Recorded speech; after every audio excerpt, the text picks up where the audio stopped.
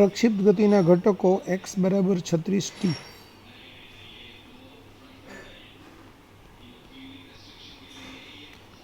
અને 2y बराबर 96t minus 9.8t² वडे आपी शकाय छे।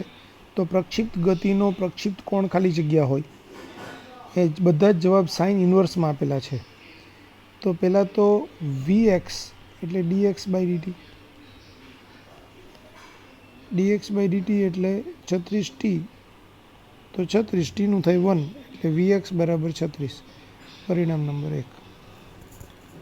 હવે y નું જે સૂત્ર છે એમાં 2y લખ્યું છે એટલે પહેલાં તો આખા સમીકરણને 2 વડે ભાગી નાખીએ તો 96/2 એટલે 48, 48t માઇનસ 9.8 છે એને 2 વડે ભાગો તો 98 એટલે 4.9 t²। તો આના પરથી vy એટલે dy by dt, dy by dt એટલે 48 t નું થાય 1 માઇનસ 4.9 t² નું થાય 2t એટલે vy એટલે 48 માઇનસ 9.8t। आ t बराबर 0 समये v0y એટલે 48 માઇનસ 9.8 ના 0 એટલે કે 48 મીટર પર સેકન્ડ अथवा तो 48 एकम नहीं लख्यो।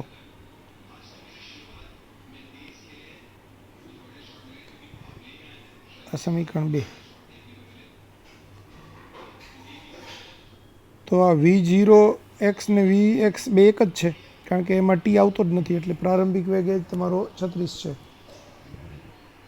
तो v0 नो स्क्वेर एटले v0x नो स्क्वेर वत्ता v0y नो स्क्वेर एटले 36 नो वर्ग वत्ता 48 नो वर्ग।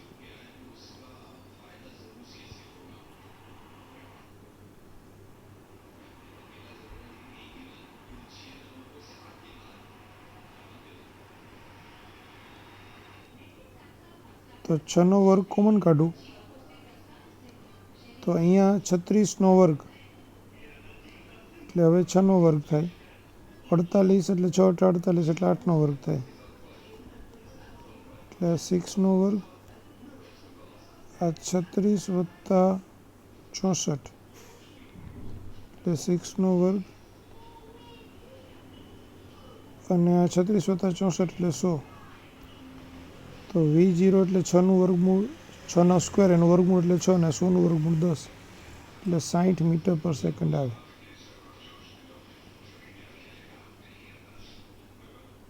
એકમ નથી। તો v0 આપી દીધું। હવે આપણને ખબર છે vy અથવા તો v0y એટલે v0 sin θ।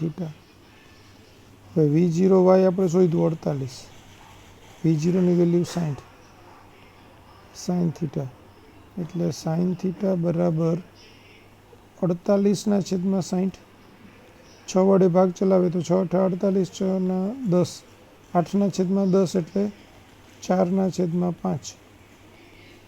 तो θ बराबर sin इनवर्स 4/5 એટલે આપણો આન્સર થશે એ।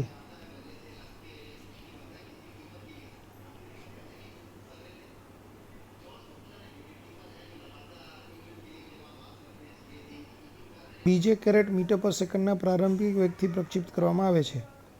जो तेमनी अवधि तेनी महत्तम ऊंचाई करता बमणी होय तो एटले तमने अवधि आपेली छे r ए महत्तम ऊंचाई करता बमणी छे एटले r बराबर 2h। हवे अवधिनुं सूत्र छे v0² sin 2θ/g। h નું સૂત્ર છે v0² sin²θ/2g। v0²/g કેન્સલ, 2 ને 2 કેન્સલ, sin 2θ એટલે 2 sin θ cos θ બરાબર sin² θ। तो साइन थीटा ने एक साइन थीटा कैंसल એટલે 2 = tan थीटा। समीकरण नंबर 1। હવે પ્રારંભિક વેગ v0 સદિશ બરાબર ai caret plus bj caret એટલે આમ v0 xi caret plus v0 yj caret હોય માટે v0 x બરાબર a અને v0 y બરાબર b। તો હવે tan થીટા એટલે v0 y upon v0 x એટલે કે b બાય a। સમીકરણ નંબર 2। તો 1 અને 2 ને સરખાવતા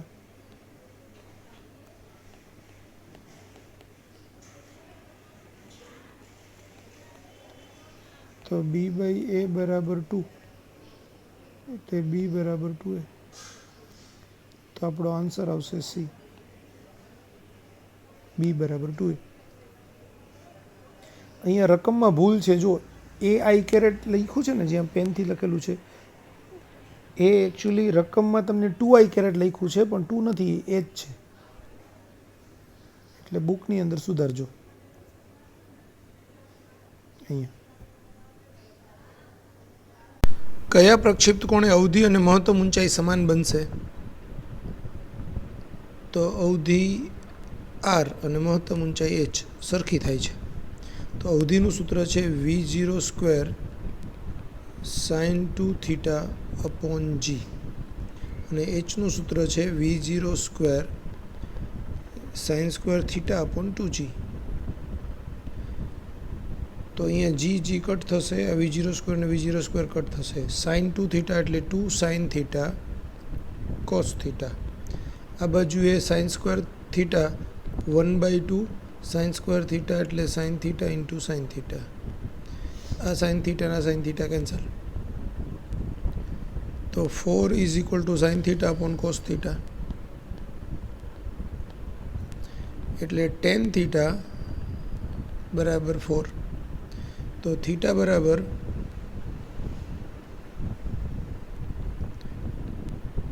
tan ઇન્વર્સ 4 થશે, એટલે આપણો આન્સર આવશે બી। પ્રક્ષિપ્ત પદાર્થને સમક્ષિતિજ દિશા સાથે 60નો કોણ બનાવતી દિશામાં 2√gh ની ઝડપથી ફેંકવામાં આવે છે, તો પ્રક્ષિપ્ત પદાર્થે પ્રાપ્ત કરેલ મહત્તમ ઊંચાઈ।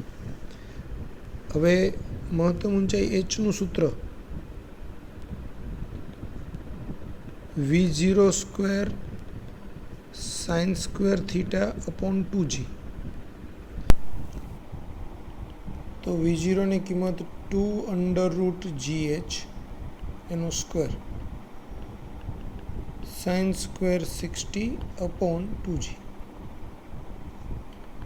એટલે 4gh ગુણાકારમાં sin 60 એટલે √3/2 એનો square upon 2g।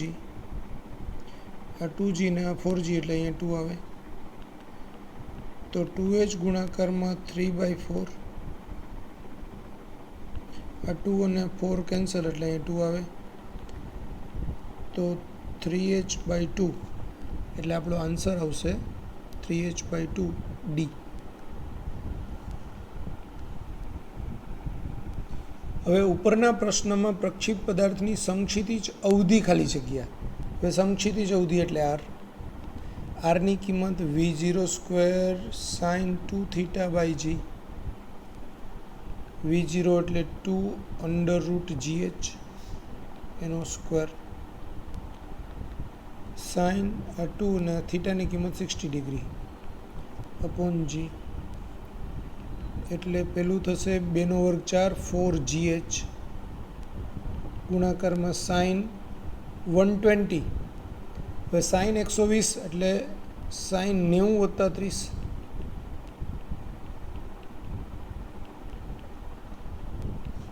Upon g, આ g કટ થાય, તો 4h sin 90 + 30 એટલે cos 30, 4h cos 30 એટલે √3/2, 2 કટ થાય, તો 2√3h આન્સર આવશે બી.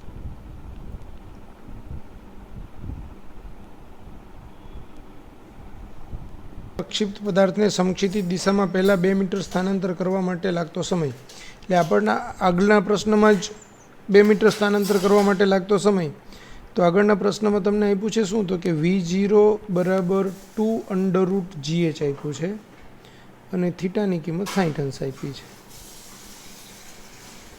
હવે વાયનું સૂત્ર છે v0 cos theta into T. તો વાય બરાબર 2 મીટર, v0 એટલે 2√gh અને cos થીટા એટલે cos 60 ઇન્ટુ ટી. તો 2 = 2√gh, cos 60 એટલે 1/2 ઇન્ટુ ટી. આ 2 કટ થશે એ ટી બરાબર 2/√gh, એટલે 2/√gh એટલે આપણો આન્સર આવે બી.